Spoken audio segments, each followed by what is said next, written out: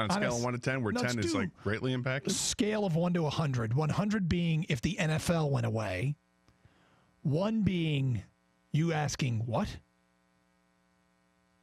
You don't even know what does this have on my life? Yeah, the AAF. You don't even know what the AAF is. You're a 1. You think the AAF is as important as the NFL. You're 100. Where would you be on a scale of 1 to 100? You got a lot of room to work with here. And I'm going to write down a number, what it is for me. Okay. I got my number. Got it down? Yep. For me, it's a strong 2. Okay. You care about it twice as much as I do. I wrote down 4. It's a 4. Well, here's the thing. That's about as many plays as I watched if each game I came across when I was flipping around. Had they promoted this even a little and let people know where you could see it beyond the first weekend, and even then they waited until days before the first game was played before we even heard boo about it, if they did any kind of promotion, it might be as high as an 8. On a scale of 1 to 100. Yeah. Kang, on the scale of 1 to 100, where does it rank for you? The AF going away. You love football. 1. I honestly watched a little bit that first weekend, that first game. I've never tuned back in ever since. You didn't even stop when flipping around and say, oh, AF. You couldn't. Because you don't know where it was. At best, I think it was on TNT at one point. Most of the time it was on the Bleacher Report app. Last week, I watched an entire drive orchestrated by Johnny Manziel. He killed the league. He might have. Well, he got knocked out. You know what this is? Seriously? It is, and this all comes back to, and they're saying it's because they couldn't strike a deal with the NFL. They need to be able to get your practice squad guys. How many guys are on a practice squad? 10? No, I don't think it's, I want to say during the season, I think it's like 6. I think it's more than that. But if the practice squad guys should be able to go play in the AF. And would I watch Detroit Lions practice squad players, especially if they all played for the same team? Yes. I would. I absolutely would. Kang, would you watch that if it was all Lions practice squad guys? I'd be more likely to watch it. Would I watch it? I don't know if it's appointment viewing. Be more likely to watch it. It's a 10-man practice squad. Nice job, Doug. That's so right there is 320 players that that could be supplied into this league. You know, you could split them up amongst what, 6 teams, and there you go. Yeah, but that's watchable to me.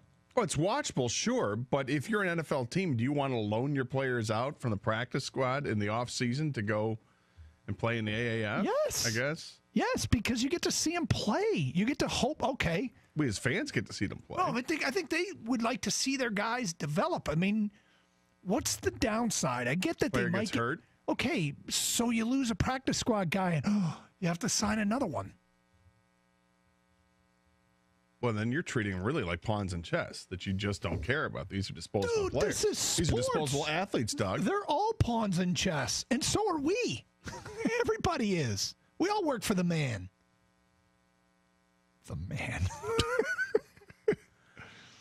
I don't know. I think that's the problem with this league. And I haven't paid attention to the details other than to read the headlines and say what brought this league down is its inability to strike a deal with the NFL. No. And I don't even know what that means. To have it supplemented by the league like the WNBA was supplemented by the NBA, right? Is that what it meant? Well, that's what I take it. I thought they were trying to get their practice squad guys, but maybe that's just... Maybe that's part of it. I don't know. I think the biggest problem with the league was that they didn't market it. They didn't advertise. You didn't get a TV deal that anybody would care about. Nobody knew about this stuff. They don't know the players. Yeah. Yeah, it's weird. I mean, how many of these guys are actually going to make NFL teams now turn this into a job? What does this mean for Vince McMahon? With the XFL? That's supposed to debut next year. Well, get a deal done that's going to market it better. Get a deal done that's going to maybe work in concert with the NFL. Because you know what I think the moral of the story is?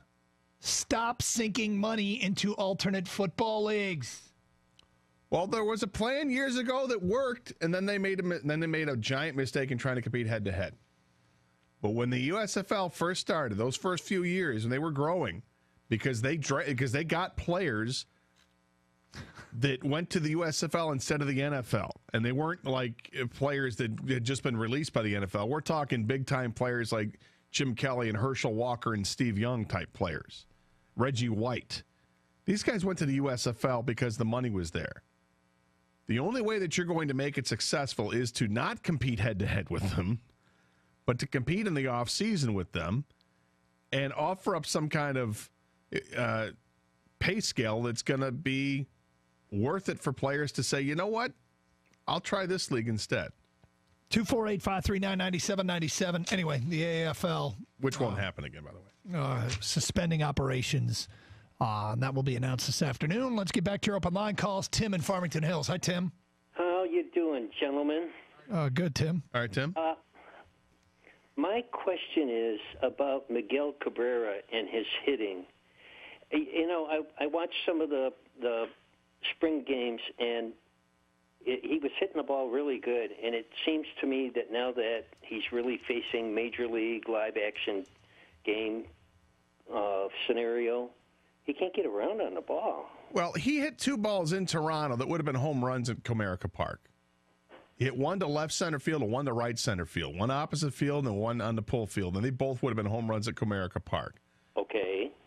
Well, that's pretty big. That would be 2 home runs so far through 5 games, which I think we'd all say, nice job. He's doing all right. Unfortunately, they weren't hitting Comerica Park. No, they weren't. But the point is, it's early in the season. It's 5 games, and you know, if you look at how hard he hit the ball, he's hit the ball hard, and it's with a guy like him, it's going to.